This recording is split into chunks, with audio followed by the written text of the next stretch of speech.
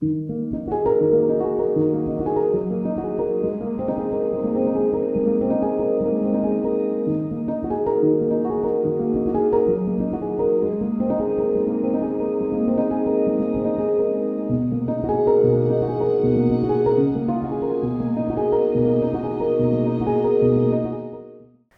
you have a game idea and you don't know what to do next or how to even pursue actually making a commercial game. I might have some tips for you, so let's get to it. Welcome to another episode of Indie Games Glam with Nat, me, short for Natasha, and today we are going to talk about what kind of things to consider when starting making a game, because making games is super hard. I know it might sound and might seem easy, especially when it comes to, games made easily in the weekend, like game jams and so on, but the truth is, making a commercial game, it's a completely different approach. And there are so many moving parts that you have to keep in mind and also to address from the concept stage to the actual launch. And today I will just start with this topic forward, but of course we will be covering game design and game development practices throughout this channel. So let's just start from, spot zero. First of all, what I noticed a lot, especially among the younger teams, is that ideas are so protected, meaning that everyone is so protective of their ideas and being afraid of, oh, but what if someone steals my idea? Nobody wants to steal your idea. What I want to really address the elephant in the room when it comes to the value of ideas, especially with my students at multiple universities where I teach. I always use similar metaphors just to explain how things work when it comes to making ideas into reality and what it takes. Because having an idea is not enough. And you may think that your idea is something super cool, super special, super unique. There is very high chance it's not. There is very high chance that there are already dozens of games out there that are similar to the idea that you might have. And also there might be even some in the making, which are then a step ahead from you. But it doesn't mean that you shouldn't pursue it. So let's talk about the ideas first. One exercise that I commonly do with my students is that there's usually over 30 students in my class. In the digital art, we can have between 50 and 60 students. So if you think about, I give them, let's say, 10 minutes to make 10 ideas, 10 game ideas, just like 10 minutes, 1 minute per idea, which by the way, in 10 minutes, actually you can come up with way more, but let's just be humble and make 10 ideas in 10 minutes. That would mean that if we have 30 students in the class and everyone takes, gets 10 ideas in 10 minutes, we will have in 10 minutes 300 game ideas. Now, which one of them one should pursue and what makes sense and what is good, what is bad, it's very hard to tell. And what makes a good game idea is not necessarily what might sound first as a good idea. So let me explain this. For example, let's pretend that I am now pitching you a game idea. I want to hear your thoughts on it. Hear me out. I want to make a game where you play as a chubby little dude running through the sewers, getting high on mushrooms, and while you're defeating turtles around, your goal is to save the princess. Now, what do you think about that game idea? When I put it out there like that sounds like nonsense, and mostly people would ask, what are you even talking about? But that's the essence of Super Mario. That's one of the biggest and most successful games in the history of games. It is what they did with the idea. What actually matters is what you do with the idea, how you execute it, how you make it into an actual product, something actually being complete and engaging. And Mario, along with Zelda, along with, so many other, like from Blizzard's entertainment, also so many games, when you think about the legacy and the the impact of so many big games out there, from World of Warcraft to many others, it is that how games are evolving and adjusting, not just to creative side from the design perspective or team's perspective of what the creators want, but more importantly is what players want. And that's really the thing that one should always address first when thinking about the idea, okay, why should player care? Why should they spend time on this game? What would be the fun element? Because the fun is very subjective. What's fun for me might not be fun for you. And there might be some things that we all collectively find as a lot of fun. But to address that, to figure out that, there is a lot of iteration. And how to approach that is to, first of all, not being afraid to try things out, experiment, make very fast prototypes and test them. You can even have a fast concepting, like concept art, that you can have, post in your community, social media, wherever, and go like, hey guys, what do you think? Which approach seems better? Or what do you guys think about this and that? Whatever it is, get the feedback as early as you can to understand what there might be interesting in that concept from the actual player's perspective. Because we can only assume what players may or may not enjoy until they actually get in touch with it. And that's when we can actually see what makes sense and what doesn't make sense when it comes to the game you're making. When we are talking about approaching the prototyping, quite often people immediately step into, coding, doing this and that, which, where are you going? What are you coding? Wait a second, let's time out a bit. Making games is a craft across disciplines, and you want to actually make sure that everything that it's coded, created as assets or written down as narrative or anything else actually is part of this cohesive big living entity which games are. Because games are not anymore just one-time product that you put on the shelf and then maybe someone buys it, maybe someone doesn't. But what games are nowadays are a service. They are live services. And even in the PC indie field, which, by the way, I belong, they're also service. We also now, even that we are planning the launch for Willow Guard, we already have in plan up to 18 months of content, updates, DLCs, all sorts of stuff that will be coming as a part of service, as a part of keeping players engaged and giving players even more things within the world that we have built currently. And we have even consciously decided that some parts of the game will not be actually in the launch, because we thought that this could be really cool for the major updates, like first few updates. So you can decide these things as you also get data as you are testing the games. Anyway, in the very beginning, prototyping. So, validating your game design is a must. I don't want to hear about it. I don't want to hear about, oh, I have a good idea about it, and then I'm going to sit and go. Listen, if design is not in place, no amount of cool code, cool visuals, special effects or whatever is going to compensate for it. Game design comes first. If it's fun with sticks and stones, it's going to be extra fun when you put all the glitter on top of it. So please focus on design first. And I don't mean here just game mechanics. I mean here as a whole experience, as why should player care? Why should someone actually sit down and play your game, spend so many hours? Because for us as developers, it's not that that our games are competing with other games necessarily in the market. What we actually compete is with other entertainment that people have nowadays. Instagram, social media of any sort, TikTok, Netflix, these are our competitors, not another indie game. Because if my players of our games, they want to play most likely similar games and they enjoy this kind of game. So if there is another indie who actually has similar kind of titles, we will cross-promote. We will actually share between ourselves the audience and grow together, while we don't see it as a competition at all. Impact of games is so huge, and that will be something that we will be, of course, talking in this channel a lot.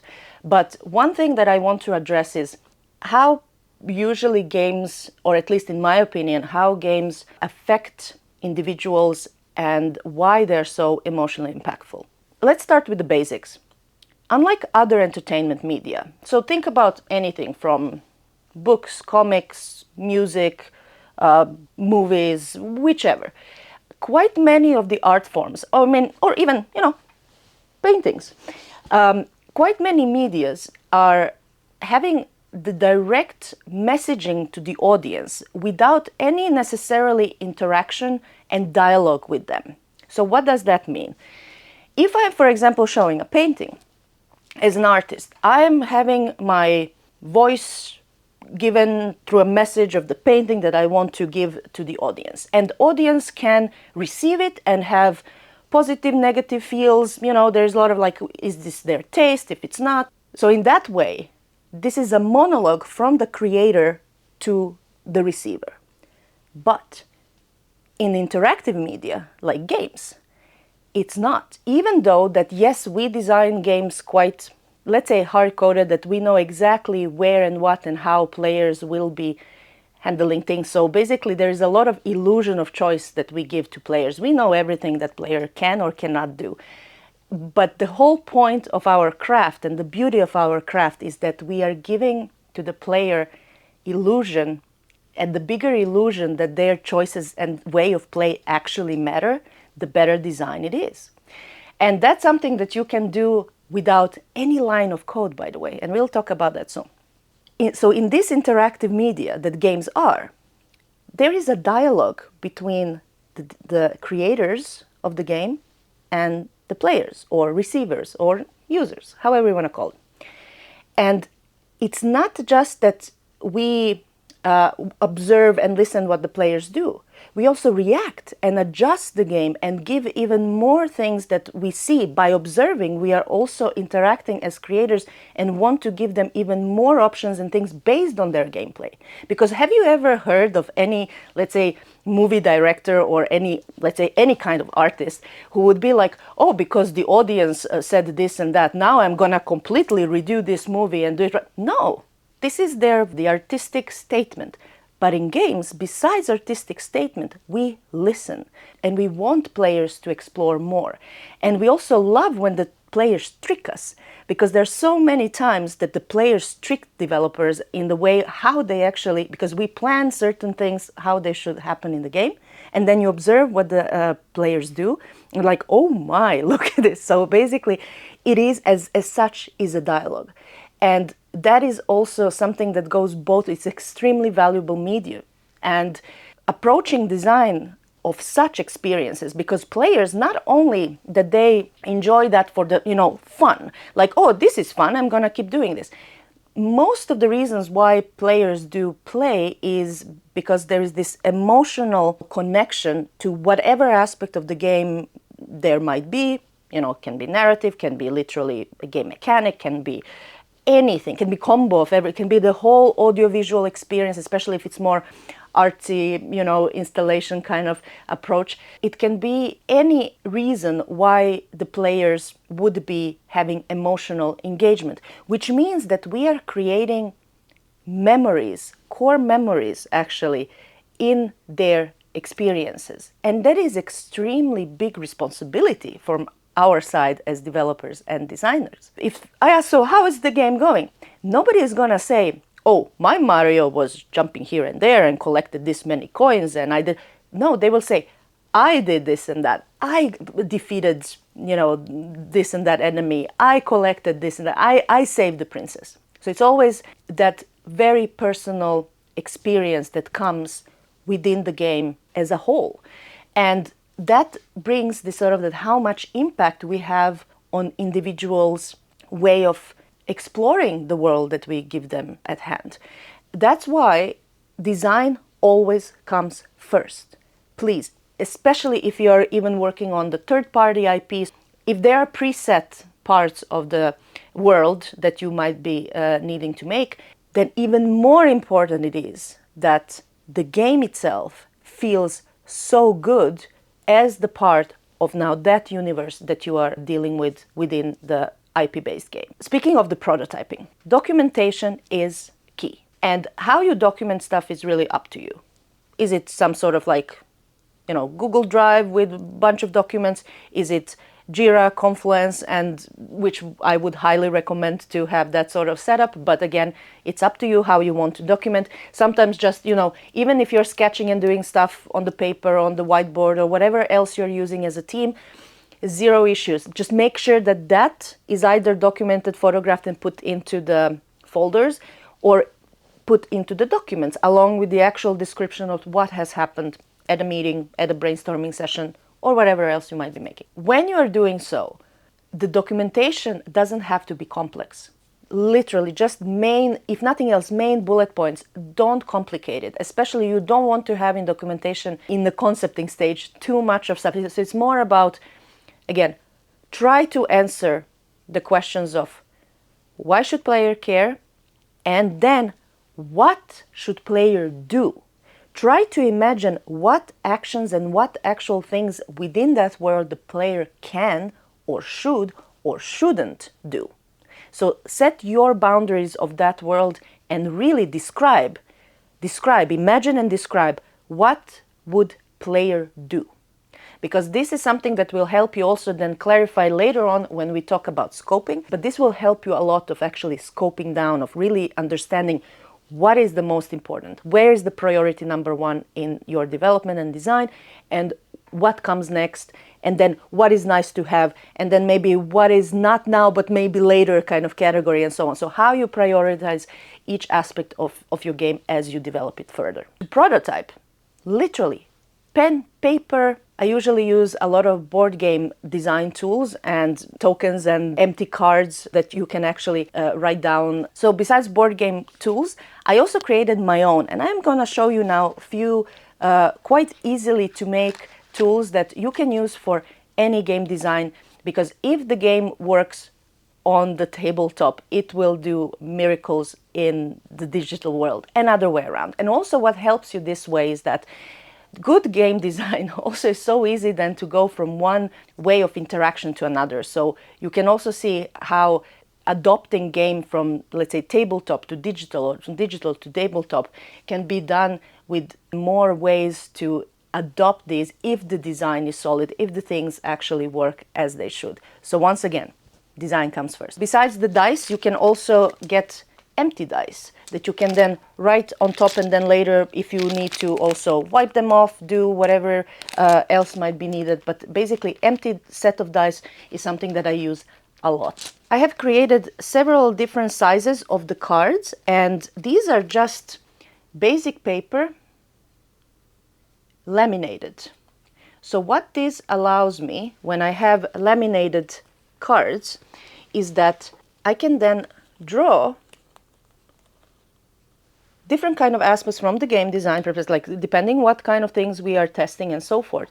And then certain things can be with the permanent marker, which again you can always remove from the laminated thing with, you know, alcohol. And then you can fill in all the other stats and things and see, especially when you're doing the game balancing and so on. So this can be done with the, let's say, water-based markers or something like that, that it's just wipe it even with the finger and it goes away. So this kind of thing helped me a lot with designing different kind of games. This, for example, is, so these are, for example, used in Willow Guard dungeon mode and stuff that we have been developing Willow Guard, which now when we are actually making a board game, these can be reused. So there are many ways you can do prototyping before even having any line of code. And on top of that, making games has never been easier and yet never been harder. Let me try to explain this paradox a bit. Why I'm saying that it has never been easier.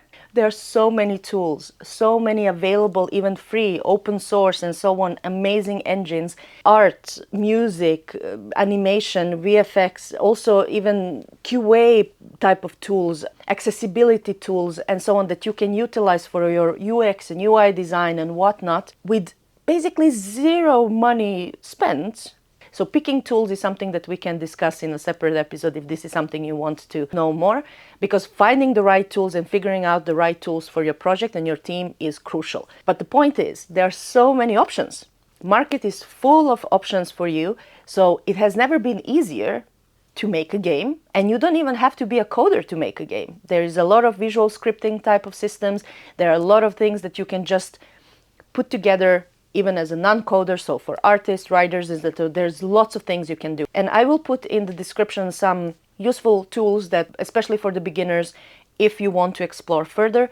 We also have indie dev tips by MiTale as something that we do on a weekly basis for different disciplines in game development. So you can also check that on our social media, or you can also check the booklet that we have created more as a workshop book for game developers. This is the first volume, as we are having so many materials and tips throughout the years that we have been collecting and creating these publications that you can just check on our website, or if you want to know more, you can also just send me a message. As we already spoke about the market, of course, it has never been harder because there is so many game developers, incredibly talented people with so many amazing games out there. So of course, the market is saturated. Players have very high expectations of the quality of games that are coming. Therefore, it has never been harder, but so many opportunities for you to try different things and find your spot and your unique voice in this field. Some resources that I would like to share regarding the books.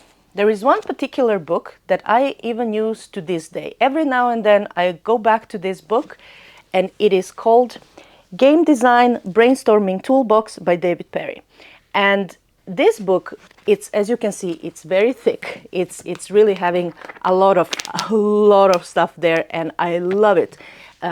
David, if you are watching, thank you for making this book. This is not, by the way, sponsored. I'm just a nerd and geek, and really, this book is helping me so much every now and then. Also going back to the basic, if nothing as a checkup to keep my sanity in check. I sometimes go to this book among many other, but this as a game design toolbox, it is really incredible book, and it's beginner friendly, which is really, really important. So I will have a separate review videos just when I'm reviewing the books and giving some tips of what certain books might help you more in specific discipline, or what you could look into further, depending what you might want to know more. So please do post questions in the comments so that I also know what kind of topics I should be covering when it comes to literature and other resources. And with that said, please don't be afraid to test and show your games out there. As mentioned, ideas mean nothing. It's only what you do with these ideas that actually matters. So what is really important is to be able to actually show your ideas, show your work. What we usually do, and what worked really well for us, is that we would test with two kinds of people our game ideas. So one is, of course, first we will do it as in internally within the team, but besides internal validation, we want to validate with either community, and again, that can be done also through social media. As mentioned, you can just post concept art, or you can post some sketches, like, hey, we are looking into this, what do you guys think? Or with the players. If you have actual prototype already, so you have something playable, then yes, take few, 3 to 5 people. So it doesn't have to be like not actual big batch testing. It's more like just test, see what different people might be thinking already at this stage as pure, prototype. Where is the fun in your game? And then what we love to do is that we love to test it with other developers. So especially in Finland, indie devs are very close, and overall indie game devs are everywhere quite close and open. So I would recommend to try to also, with the trusted parties and trusted teams, just especially if you are worried of any, theft of ideas. But again, I can give you our source code of any,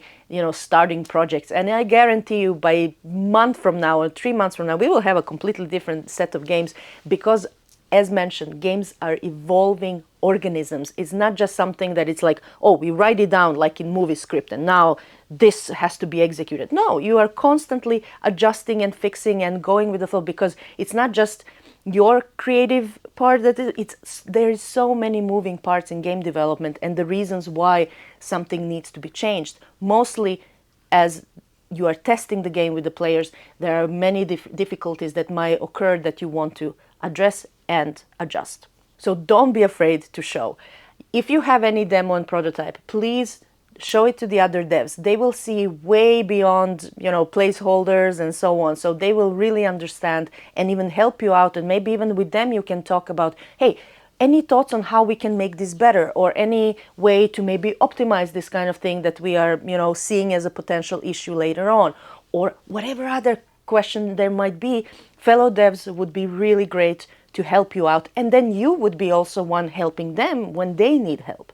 Create that trust within the game dev community and collaborators, because that is something that is priceless. Check the local community also and the events. There might be, for example, IGDA meetups, maybe within your regional chapters, there might be monthly meetups or some demo corners and presentations. So try to also present your games as early as you can so that you can see and validate also ideas through these demo corners. It has been very valuable for us throughout all these years because it's really important to observe how people play without you telling them what to do and how to do. Let them play, observe. Something that is so logical for you, trust me, it's not logical for others.